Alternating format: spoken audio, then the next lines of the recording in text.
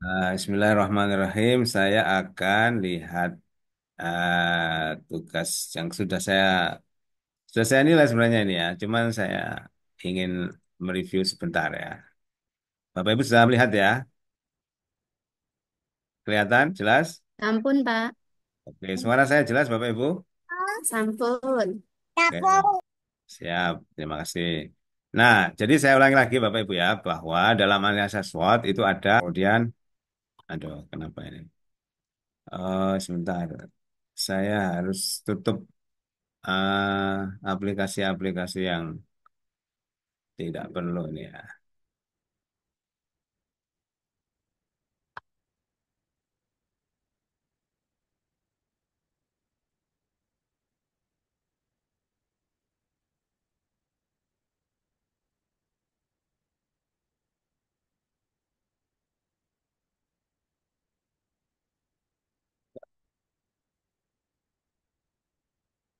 Oke.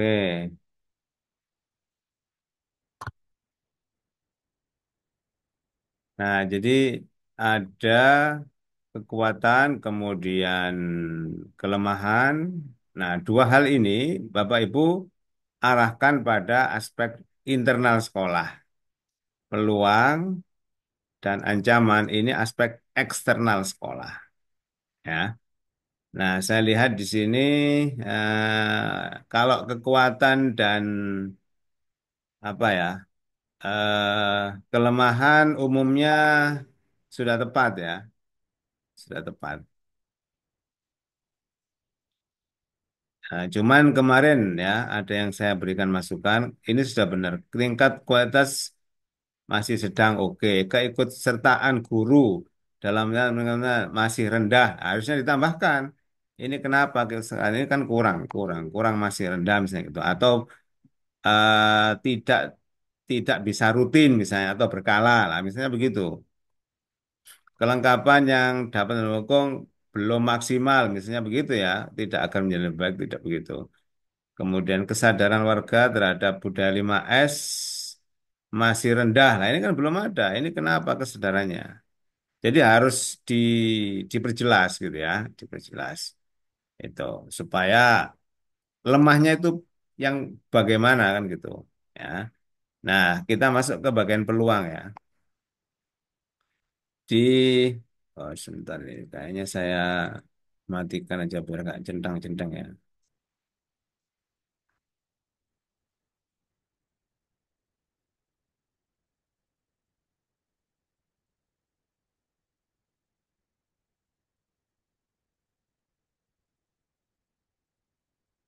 Oke.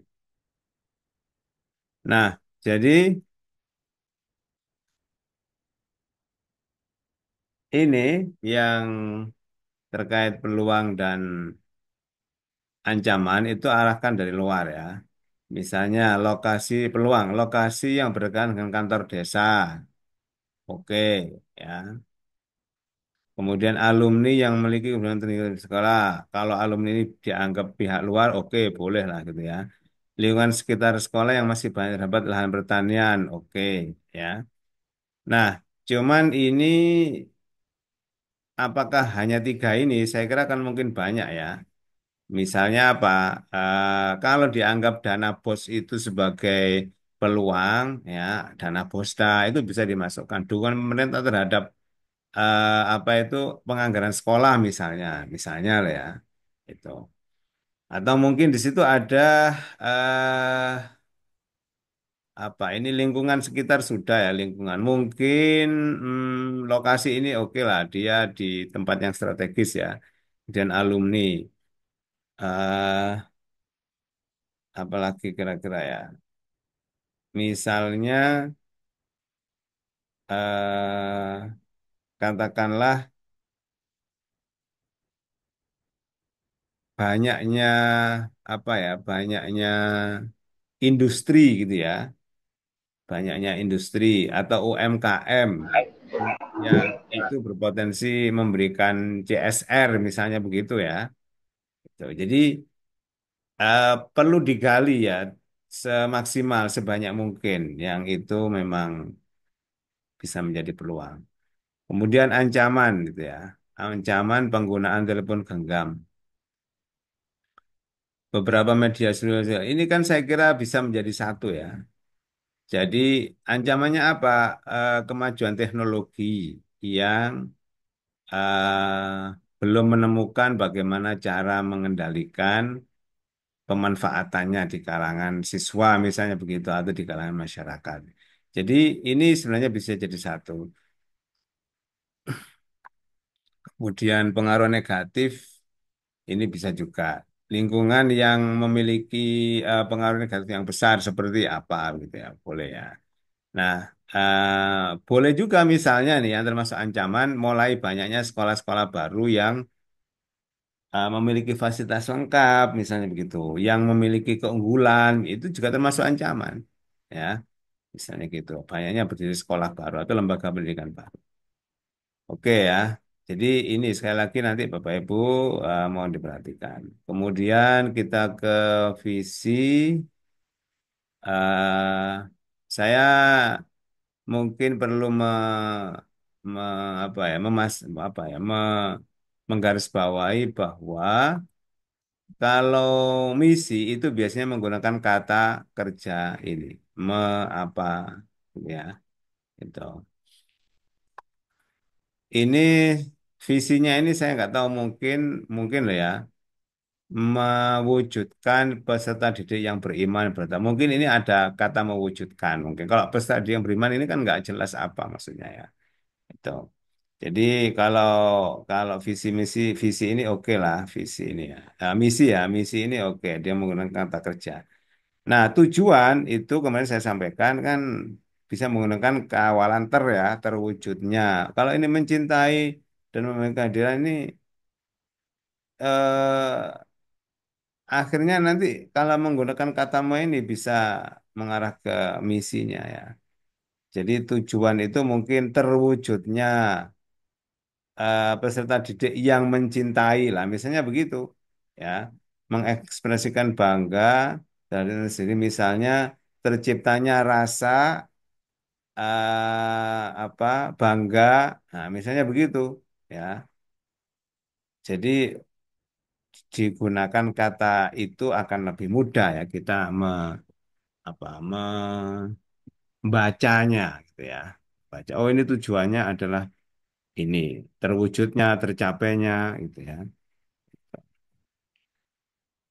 Kemudian ke refleksi. Nah, refleksi ini Bapak Ibu yang diminta adalah Bapak Ibu menilai keselarasan gitu ya. Ya terserah mungkin dianggap selaras ya silahkan. Saya tidak terlalu banyak masuk di sini. Kemudian analisis kondisi lingkungan. Nah, ini Bapak Ibu kondisi lingkungan ya. Jadi lingkungan lingkungan sekolah itu seperti apa? Misalnya kondisi masyarakat terkait dengan aspek religiusnya, aspek ekonominya, aspek sosialnya, aspek politiknya, misalnya begitu atau aspek geografisnya ya. Ini kalau ini kan lebih banyak ke sekolah ini ya, bukan lingkungan sekitar sekolah ya. Nah, itu. Oke, itu yang terkait dengan apa karakteristik tadi ya. Kita masuk ke ini. Nah, ini jadi Bapak Ibu tujuan ini adalah agar Bapak Ibu itu bisa memastikan di masing-masing bulan ini ya, itu ada berapa pekan efektif ya, ada berapa pekan efektif, kemudian ada berapa jam pelajaran yang dimiliki oleh mapel Bapak Ibu ya. Jadi Bapak Ibu harus bisa menghitung pekan efektifnya. Oke. Kemudian ini ya, kurikulum itu adalah P5 ya. Nah, ini sudah oke lah. Tinggal ini 120 jam. 120 jam ini ditaruh di mana? Sistem bloknya di mana? Apakah di akhir atau mungkin di tengah atau di awal? Nah, ini harus harus ada tetap gininya ya supaya ketahuan 120 itu di mana. Kalau gini tok kan enggak tahu ya. Itu enggak jelas ya. Kemudian ekstrakurikuler oke ya. Lanjutnya tentang ini ya. Jadi Bapak Ibu tujuannya Bapak Ibu diminta untuk melihat beskap SK apa itu tentang capaian pembelajaran ya supaya Bapak Ibu itu mendalami tentang PAI itu kayak apa sih rasionalitasnya kenapa? Kenapa kok disuruh ngajar PAI atau kenapa ada PAI tujuannya apa? Itu supaya Bapak Ibu benar-benar mendalami ya terkait dengan mata pelajaran PAI itu arahnya ke sana ya. Saya tidak terlalu ngecek ini, yang penting Bapak Ibu ambil sesuai dengan yang ada di Beskap terbaru tahun 2024 ya. Ini juga Bapak Ibu tinggal mengcopy aja ya. Ini juga capaian elemen ya dalam fase, berarti fase D ini elemennya Al-Quran, hadis, kemudian elemen apa tadi, akidah akhlak dan seterusnya ya. Setiap sesuai elemen ini elemen akidah ya. Oke, ini tidak perlu diberikan kelas sebenarnya ya, karena kan tidak ada kelas kalau di CP itu ya. Jadi tidak harus menggunakan kelas. Oke, kemudian ini lah apa ya? Capaian ya, Bapak Ibu tidak perlu menyebutkan materinya, yang diharapkan tuh capaian pembelajarannya aja, sesuai pada elemennya. Jadi ini tidak harus seperti ini, ya. Kalau ini benar sih nggak apa-apa ya. Kalau misalnya keliru kan malah tidak tepat ya. Oke, selanjutnya pada kedalaman dan keluasan. Lah ini saya perlu mengingatkan ya Bapak Ibu, atau perlu memastikan ya, pastikan yang diarahkan kepada keluasan apa, kedalaman apa. Jadi pertama Bapak Ibu lihat CP-nya ini ya, CP-nya. CP ini Bapak Ibu tinggal mengcopy dari Beskap, Beskapnya tahun 2024. Ya, ini saya lihat Beskapnya kayaknya nggak tahu 2024 apa enggak ini ya. Ini kan 2024 ya, yang saya buka ini. Ini halaman 26. Nah, inilah 2024 ya kan.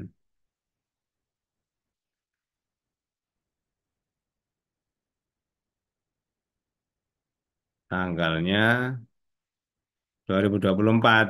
Kalau yang satunya ini 2022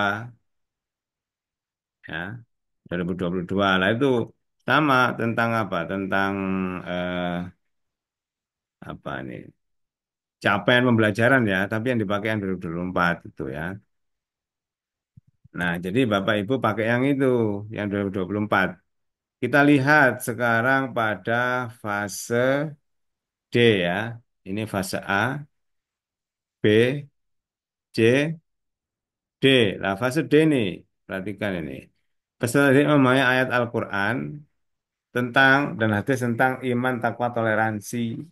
Ya, nah saya lihat di sini, ini mana kok nggak sesuai itu ya. Ini 2022 kalau yang ini. Ya, Quran hadis sebagai sumber ajaran agama ini 2022. Inilah, coba kita lihat ya. Fase D ya.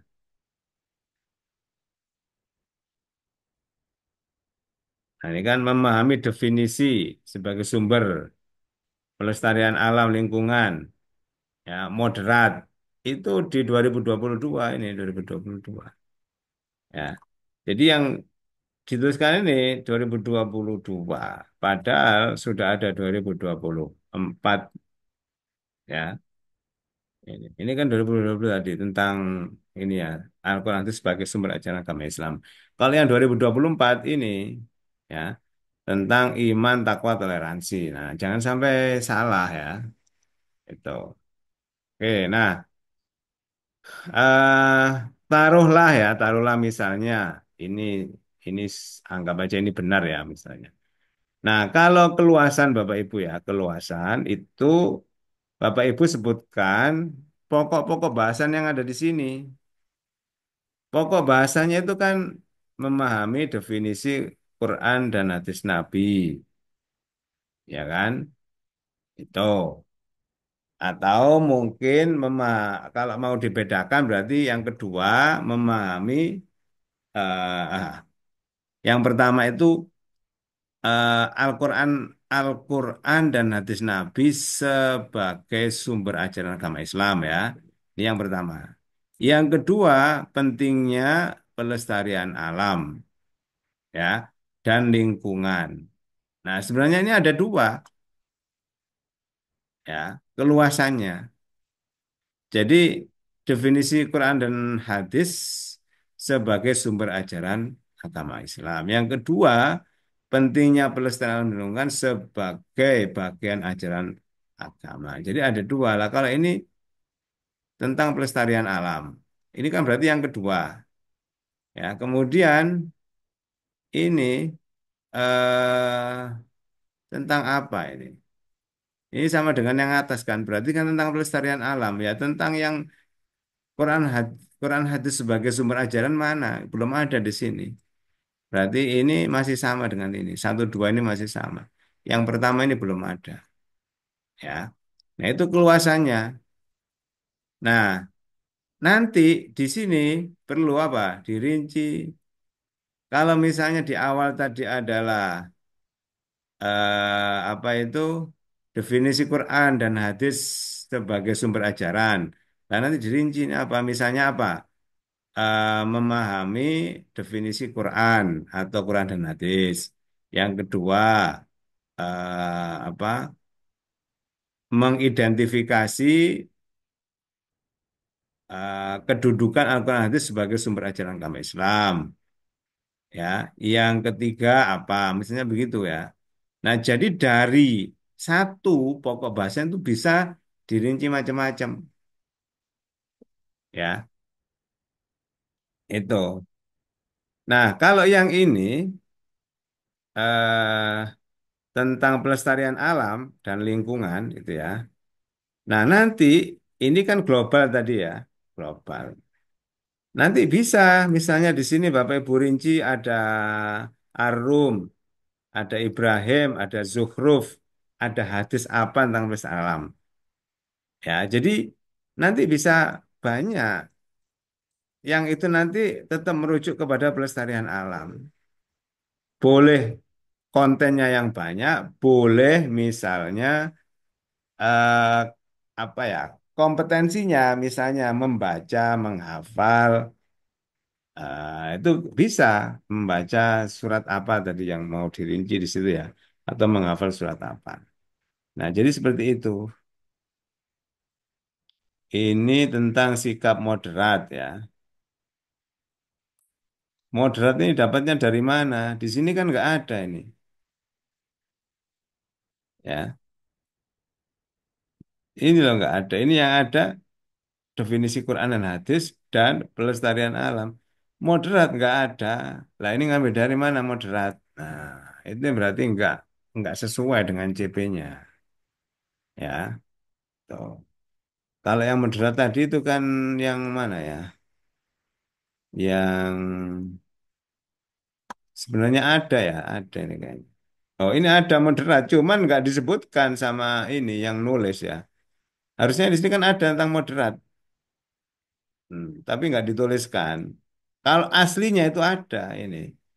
Jadi di sini kalau kita lihat ya, Al-Quran sebagai sumber ajaran, pentingnya pelestarian alam dan lingkungan, kemudian sikap moderat, semangat keilmuan. Berarti ada berapa? Satu, dua, tiga, empat. Loh, ada empat ini, ya. Jadi di sini nanti harus dicantumkan di tugas ini ada empat, satu, dua, tiga, empat. Yang nanti masing-masing di sini diuraikan, di breakdown gitu, ya kedalamannya masing-masing. Demikian juga pada akidah dan seterusnya. Oke ya. eh ini tadi keluasan dan kedalaman. Oke, ada pertanyaan nggak sampai sini sebelum saya lanjutkan ke perumusan TP?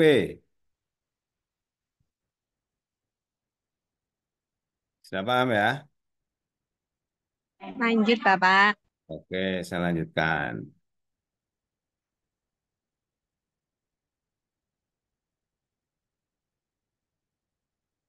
Nah, TP, nah ini CP itu kan sebenarnya ya boleh aja sih dipisah ya, tapi kan nggak ada CP dipisah itu.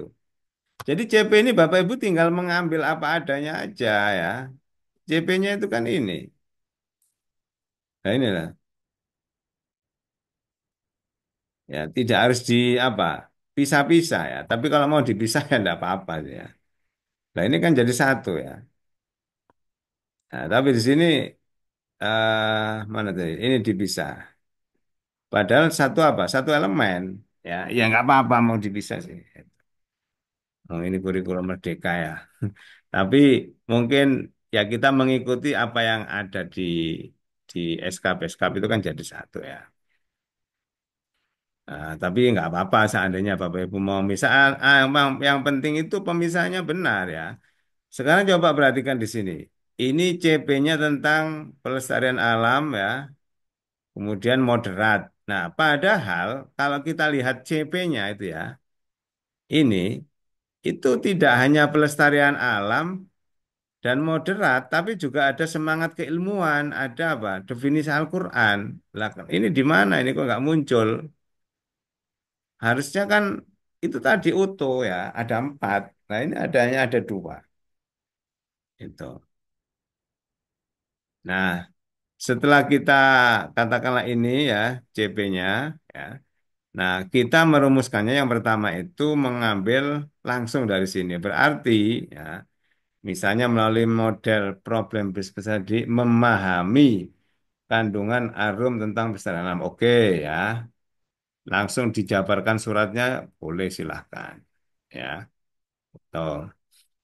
Kemudian ini mempraktekkan bacaan, oke, boleh, ya. Tuh. Nah, mungkin mau ditambahkan lagi juga silahkan. Yang penting masih merujuk ke sini.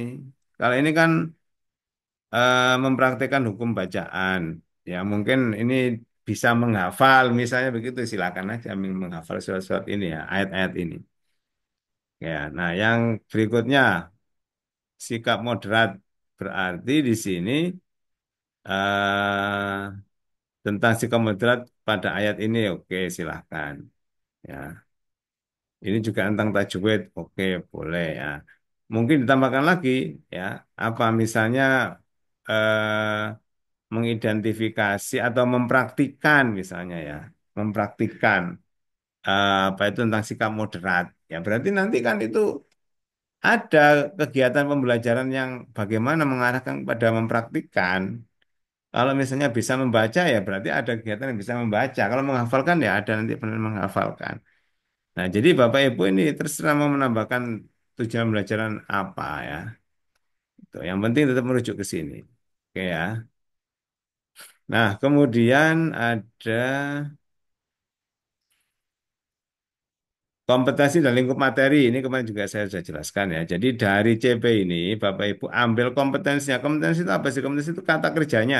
Misalnya ini memahami. Lah memahami. Memahami ini kemarin kan sudah ada apa? Sudah ada taksonomi belum ya kata kerja. Memahami ini bisa di breakdown apa saja, bisa menjelaskan, menganalisis, mempraktekkan. Ini lihat dari mana? Lihat dari taksonomi belum yang kemarin yang saya contohkan itu ya, yang ada di video saya itu ya.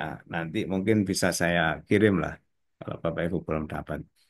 Kemudian materi. Lah materinya ini berarti kan tentang pelestarian alam gitu ya. Nah, Bapak Ibu boleh langsung ke surat ini terserah. Yang penting ini merujuk kepada pelestarian alam. Jangan sampai isi dari ayat ini adalah tentang selain pelestarian alam. Nah, kalau sudah ketemu berarti ini kan ini kan dipisah ya. Jadi materinya itu materi yang atas ini terkait dengan apa tadi?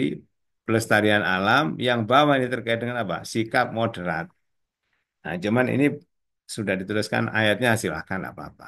Nah, kemudian baru dialihkan atau dilanjutkan ke tujuan pembelajaran.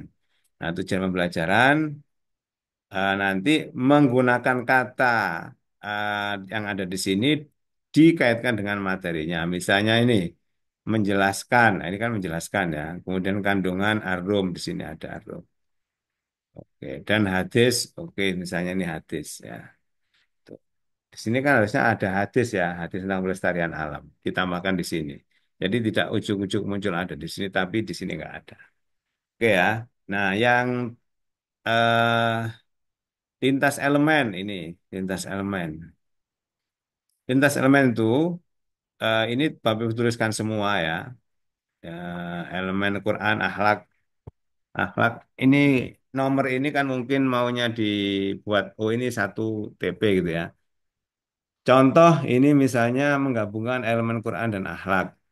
Misalnya peserta didik menjelaskan kandungan surat dan ayat sekian sehingga dapat menjalankan sikap amanah. Nah, amanah ini kan dari sini ya. Cuma ini nggak ada amanahnya. Harusnya ini ada kata amanah gitu ya.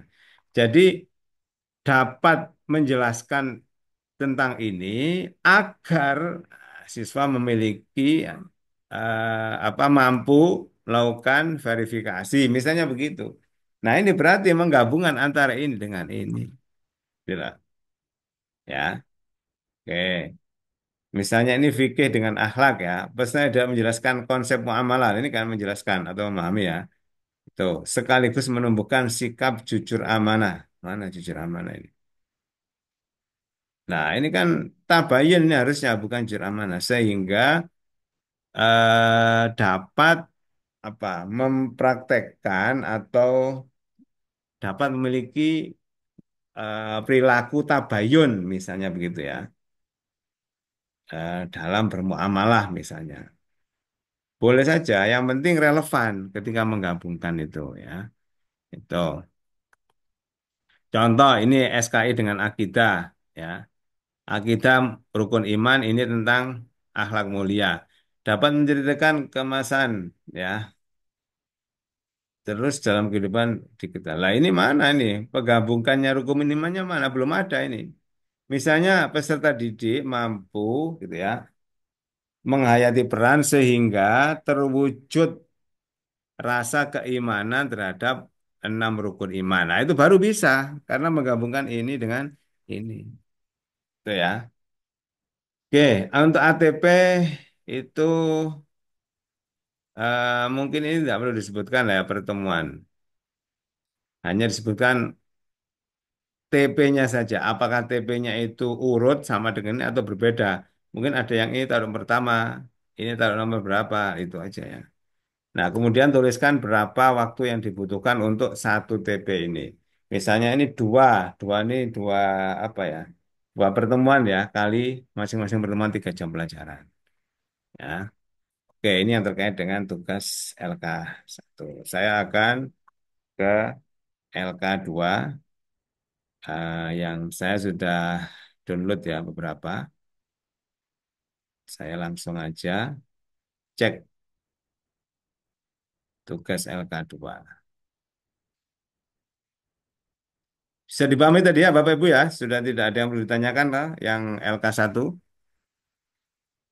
Nanti Bapak Ibu seandainya mau merevisi itu nanti ada dua ya Bapak Ibu ya. Jadi Bapak Ibu boleh mau menindas tugas LK 1 diganti yang baru boleh ya.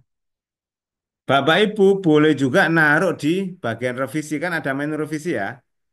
Ada lah. Bapak Ibu taruh di situ boleh.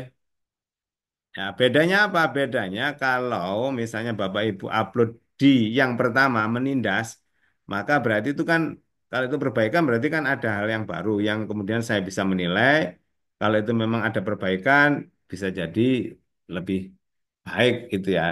Mungkin hasilnya dan lebih baik penilaiannya. Itu. Nah, nanti kan ada catatan dari saya ya. Bapak Ibu silakan kalau emang masih ada catatan saya diperbaiki, baru kemudian diupload di bagian revisi. Itu.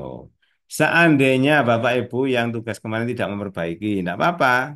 Nah, nanti kan ada catatan saya, catatan dari saya, ya, kemudian saya nilai. Nanti Bapak Ibu perbaiki, setelah itu upload di bagian revisi. Jadi tidak perlu mengunggah ulang di bagian yang pertama, tidak menindas, tidak apa-apa. Nah, yang direvisi nanti akan dicek oleh guru pamong. Gitu ya.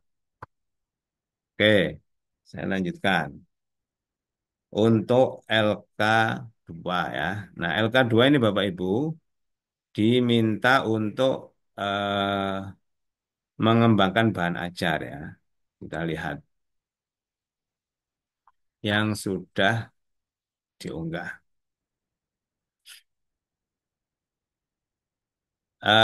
Bapak Ibu mungkin perlu juga ya dicantumkan di bagian sini ya, boleh di bagian misalnya sini boleh. Tuliskan di sini eh, apa ya materi tentang apa gitu ya. Misalnya ini tentang keimanan kan gitu, boleh tuliskan di sini ya. Atau gini juga nggak apa-apa. Nanti kan bisa dilihat dari ini dan ini ya. Nah kita lihat sekarang eh terkait dengan iman kepada Nabi. Apa yang dimaksud dengan iman itu berarti ini apa ya konsepnya ya. Mengapa? Nah, ini mungkin ya kalau menurut saya sih ada nggak dasar dalil yang kita itu diminta untuk beriman ya itu. Jadi eh ini benar-benar sih ini ya. Kenapa? Mengapa itu kan kenapa sih kok dulu sebenarnya? Iya, ini memang alasan. Oh, alasan filosofisnya ini. Alasan rasional, tapi juga yang diminta adalah ada nggak dalil ya sehingga kita itu diminta untuk beriman. Cari ayat Al-Quran atau mungkin ada hadis. Ya, itu. Jadi ini tidak semata-mata apa argumentasi ya, argumentasi kenapa kita diminta iman, tapi ada nggak dasar-dasar dalil nakli yang itu dijadikan pijakan sehingga harus kita beriman kepada Allah. Nah, bagaimana ini yang dimaksud adalah apa ya? Seperti begini Bapak Ibu ya. Kalau misalnya Bapak Ibu itu materi tentang sholat jamaah, maka pada bagian bagaimana itu adalah prosedur melakukan jamaah. Misalnya imam posisinya ada di depan, kemudian makmum di belakang. Niat imam itu adalah seperti ini, niatnya makmum adalah seperti ini. Ya, yang berikutnya gerakan imam itu mendahului ya terhadap gerakan makmum dan tidak boleh sebaliknya. Misalnya begitu. Jadi ini tata cara tentang bagaimana berjamaah. Lah kalau ini ya eh memang tata cara beriman gimana ya? Bapak Ibu bisa bisa ceritakan di sini apa? Bagaimana kita mengaku itu iman kepada Allah? Mungkin ada tindakan, ada ibadah atau mungkin hal lain ya yang bisa dituliskan di bagian sini yang terkait dengan bagaimana kita itu dianggap telah beriman kepada Allah ya, dan Rasulnya.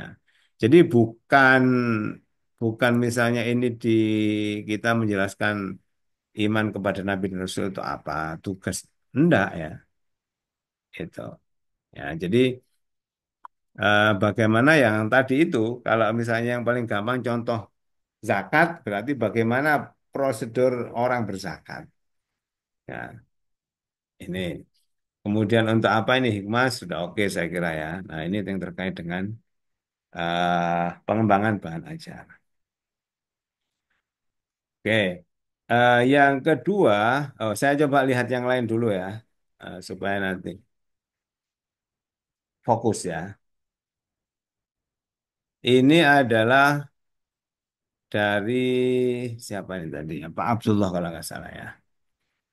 Tentang keimanan ya. Jadi materinya meyakini ini ya. Nabi dan Rasulullah menjadi generasi kita lah. Ini Bapak Ibu keiman kepada, nah misalnya ini apa yang dimaksud dengan iman atau ya apa yang dimaksud dengan iman kepada Allah dan Rasulnya. Ya, kemudian mengapa itu tadi, apakah memang ada ayat Al-Quran atau hadis Nabi yang memerintahkan kita itu mengimani kepada Allah? Ya, bagaimana, eh, ya bagaimana atau hal-hal yang terkait dengan faktual itu berarti kalau ini tentang keimanan bisa Bapak Ibu cantumkan ya. Ini kan iman kepada Nabi dan Rasul. Ya, makna iman kepada Nabi itu apa, makna kepada Rasul itu apa gitu ya. Ada nggak misalnya contoh-contoh yang menyatakan keimanan kepada Nabi itu seperti apa, implementasinya kepada Rasul itu apa dalam implementasi sehari-hari, ya. Lah untuk apa ini bisa masuk kepada hikmahnya? Itu ya. Ah, saya ambil satu lagi ya. Nah, ini tentang beragama secara moderat. Nah, apa atau definisinya atau konsepnya? Ya, ini oke lah ya. Kemudian mengapa landasan agama? Nah, ini sudah ada ya Al-Baqarah ayat sekian. Oke. Kemudian bagaimana atau faktualnya seperti apa? Ya, Bapak Ibu bisa cantumkan di situ apa ya implementasi dari model itu seperti apa? Contoh-contohnya bisa seperti itu kan ini faktual bisa. Ya, berarti contoh-contoh misalnya seperti apa? Ini oke lah. Toleransi dalam praktek ini harus ada contoh di sini ya. Nah, kalau berbagai gitu ini saya nggak tahu. Mungkin ini arahnya apa? Kok ada memahami esensi berbagai di sini apa? Apakah prinsip-prinsip atau apa? Jadi di sini Bapak Ibu contohkan saja faktual, fakta-faktanya seperti apa ya tentang moderat itu. Contoh tindakan moderat. Nah, kalau ini adalah untuk apa atau hikmahnya ya.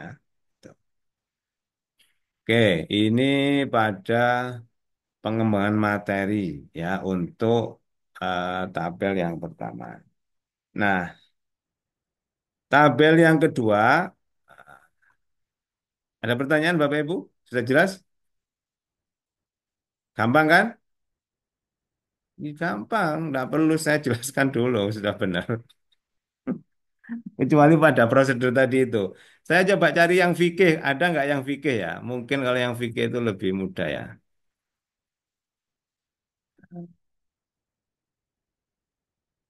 Mana fikih ini?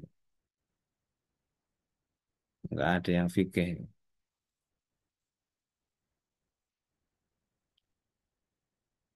Fikih. Nah ini misalnya ya. Contoh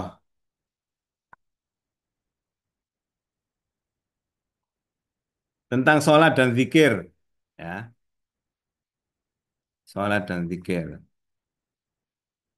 Apa arti makna sholat secara bahasa, secara istilah, itu kan ya. Kemudian mengapa? Ah, nah, ini yang menjadi dasar misalnya begitu ya. Itu. Kemudian bagaimana? Nah, ini tata cara sholat. Untuk apa hikmahnya atau fungsinya? Nah, seperti ini. Ini nanti Bapak Ibu, jadi begini.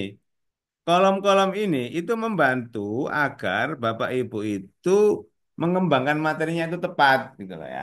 Gitu. Meskipun mungkin Bapak Ibu tidak perlu begini sudah lihai ya. Nah, cuman ini kan kita tahu secara teoritis itu sebenarnya apa sih? Oh ini tahapan-tahapannya. Tuh ya. Oke, saya lanjutkan ke yang kedua. Yang kedua ini lebih gampang saya kira ya. Sholat dan zikir menurut Imam Syafi'i gimana? Bla bla bla. Menurut Hambali gimana? Bla bla bla. Abu Hanifah dan seterusnya. Gampang kalau ini ya. Coba saya lihat ini ya tentang meyakini ya. Ini tentang pengertian. Nah, menurut Imam Ghazali gimana? Ini harus sesuai dengan pendapat Imam Ghazali ya. Menurut Quraisy Shihab gimana? Menurut Wiyadi, saya nggak tahu. Wiyadi ini siapa, Pak? Ini punya Pak M. Zainus. Ada Pak Zainus? Oh, ini dari skripsi. Oh, Wiyadi ya. Saya baru dengar ya. Ya, yang penting kalau bisa kan yang otoritatif ya, yang muktabar, yang dikenal gitu loh ya, itu yang dikenal, yang menjadi acuan.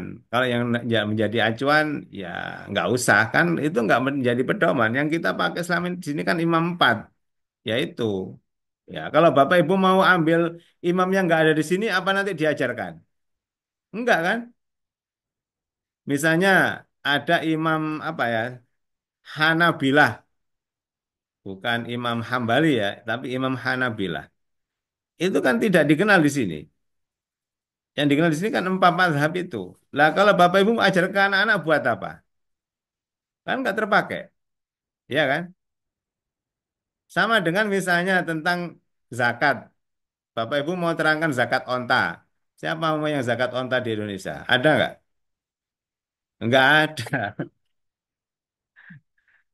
Ya, itu mungkin bisa dipelajari nanti di tingkat yang lebih tinggi. Kalau untuk anak-anak ya sesuai dengan yang dekat dengan mereka.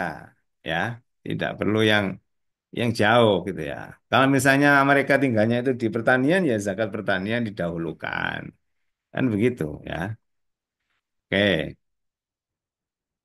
Kemudian saya lanjutkan ya. Nah, mudah kan saya kira yang ini ya. Nah, ini tentang akhlak terpuji menurut Imam Nawawi. Oke, menurut Ghifari, Imam Ghazali ya. Tuh, yang penting ini sesuai ya dengan kutipannya itu ya. Tuh. Oke, kemudian saya kira gampang itu ya. Yang sekarang ketiga multidisiplin. Nah, tentang meyakini Nabi Rasul menjadi pribadi berkarakter iman dalam dengan psikologi itu gimana ya. Pengendalian stres dan kecemasan, oke. Ya, semakin tinggi iman itu mungkin orang tidak mudah stres, mungkin begitu ya. Ilmu pendidikan, mungkin semakin tinggi imannya orang itu semakin tindakannya apa? Baik, baik gitu ya, memberikan contoh yang mendidik misalnya gitu.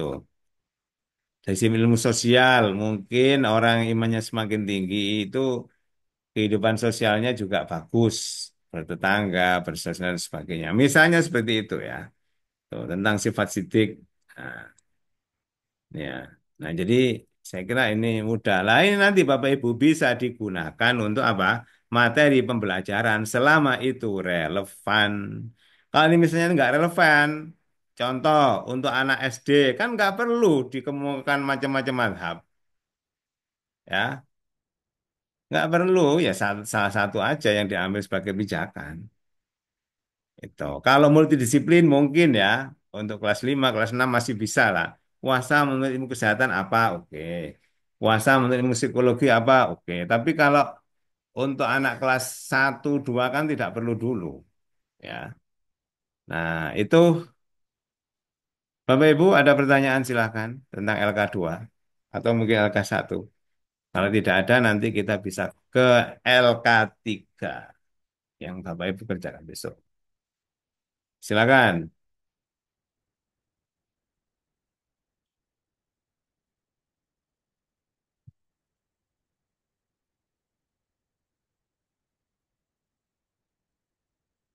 Sudah jelas? Kemarin siapa yang ngotot minta Vicon karena nggak bisa ngerjakan? Kira-kira gampang apa enggak? Gampang. Ya kan? Gampang. Ya. Kalau toh nggak gampang, sekarang ini masih ada waktu untuk mengerjakan AK2 kan? Nah, kita ketemu. Nah, itu. Tuh, balik Vicon nanti ngabisin data nanti ya. Bu Nurfani gimana Bu Nurfani? Ada komentar? Sudah selesai KLK2? Oke, Pak, ini baru proses, Pak, mengerjakan. Kira-kira gimana? Sudah benar nggak yang dikerjakan? eh dari penjelasan tadi sih ada beberapa hal yang masih perlu diperbaiki, Pak. Yang bagian mana? Yang pertama, kedua, apa ketiga? Yang pertama yang bagian itu loh, Pak. Eh, Bagaimana? Mengapa itu loh, Pak. Oh, Yang dari apa? Nggih, itu kan belum saya beri dasar-dasarnya surat atau yang lainnya, Kalau Pak. dasar itu mengapa biasanya? Dasar-dasar. Kalau Nggih. apa itu kan definisi. Apa itu definisi? Ya. Ya, konsep itu apa? Misalnya Bapak Ibu mengajar tentang sholat istisqa. Nah, berarti apa itu definisinya, konsepnya. Nah, nanti mengapa itu dalil-dalilnya disyariatkannya sholat istisqa. Nah, bisa seperti itu. Itu ya. Oke. Nggih, Bapak. Terima kasih. Cukup atau ada lagi yang mau disampaikan? Cukup ya.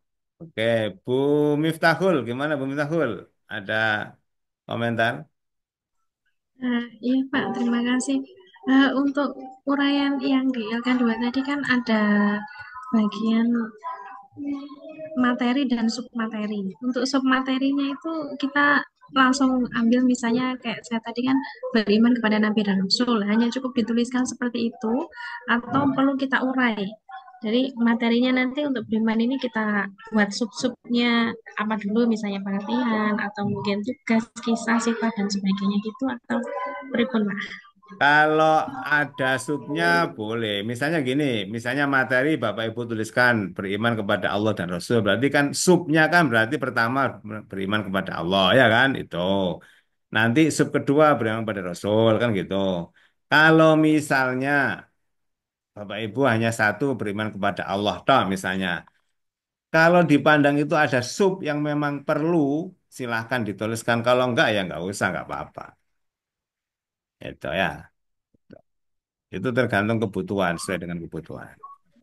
Nanti tidak perlu diuraikan nanti kira-kira bagian atau sub apa saja yang perlu kita masukkan di Enggak plan aja harus. mboten nggih. Enggak harus diuraikan subnya, kecuali Bapak Ibu memandang perlu untuk menuliskan Mengembangkan. sub. Kalau Oh, misalnya, Bapak kan ada kolom kolom subnya, ya tulis ulang aja, enggak apa-apa. oh ya. Oke. Terima kasih Bapak. Nah, Ini ini versi saya ya. Seandainya nanti ada guru pamong memberikan penjelasan ya nggak apa-apa, bagus kan itu nanti. Oh ini bisa subnya begini, ah ini nggak apa-apa. Itu ya. Kan biasanya guru itu lebih rinci daripada dosen ya kan. Itu. Oke. Oke, Bu Lu'lu Atul Hamidatin. Ada komentar Bu Lu'lu?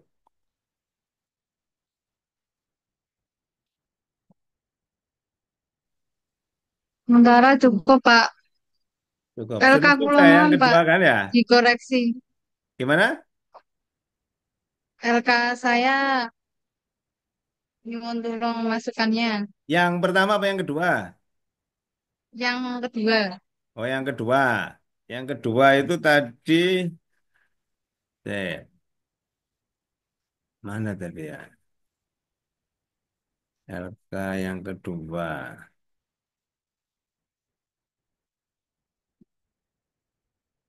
Sudah unggah apa belum? sampun, Jangan-jangan Pak. belum. Hah? Sudah unggah Sampun apa belum? tadi malam Sudah lah. sudah. Sudah ya. Kok nggak ada nih tadi? Nah, bentar, coba saya lihat ya.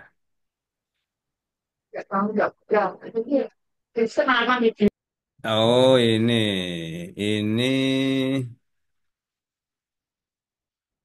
27. Oh iya sudah ya. Sebentar. Oh, belum saya buka ini. Sudah saya download tapi belum saya buka. Oke. Coba saya cek ini ya.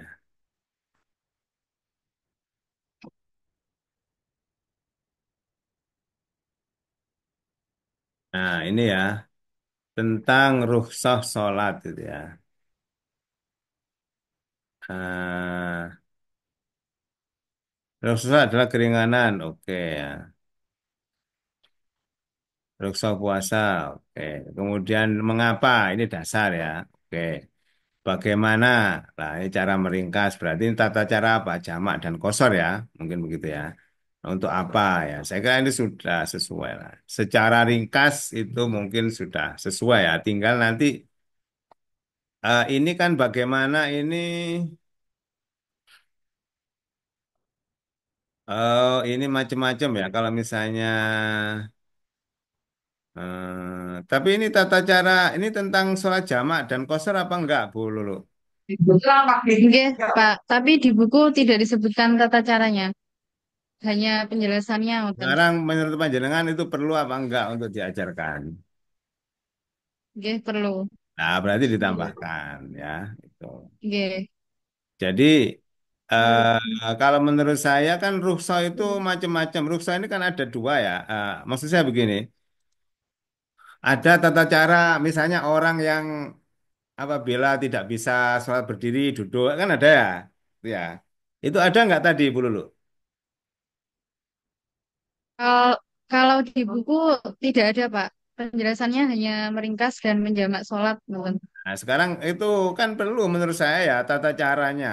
Jadi Iya. pertama Oke. kalau nggak bisa berdiri duduk, nggak bisa duduk kan itu satu. Yang kedua tentang sholat jamak dan sholat qashar kan gitu. Ya, kecuali Oke. kecuali misalnya ada di bagian lain ya bab lain yang tentang jamak qashar. Tapi ya ini kan bagian dari rukhsah. Jadi menurut saya tetap dicantumkan aja tentang jamak qashar gitu ya. Oke. Kemudian eh, mana tadi ini ya tentang yang bagian kedua ini mana ya? Ini rukhsah sholat menurut Syafi'i gimana ya? Boleh. Nah ini menggabungkan. Oke. Ini tentang anu ya, tentang apa itu? Tentang jarak ya, tentang jarak menurut Imam Syafi'i bagaimana? Oke. Ya, saya kira sudah sesuai. Yang penting begini. Kalau misalnya di bagian awal, di bagian awal ini Bapak Ibu membahas tentang kriteria jamak, ya ini juga tentang jamak semua. Ya, kalau ini tentang kosor, ya berarti yang kedua tentang kosor semua kan gitu ya. Itu. Nah, misalnya ini halangan safar dan hujan, oke. Nah, atau mungkin jarak tentang jarak. Kalau misalnya jaraknya berapa, kalau ini jaraknya berapa, itu berarti masih dalam satu tema ya. Tuh. Nah, nanti mungkin ke bawah pada pada rincian-rincian yang lain. Yang jadi kalau kalau atas ini tentang jarak ya semuanya tentang jarak. Tuh. Oke, kemudian multidisiplin,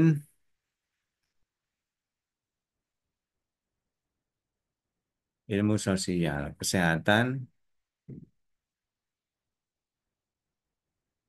ya, oke. Kemudian perilaku,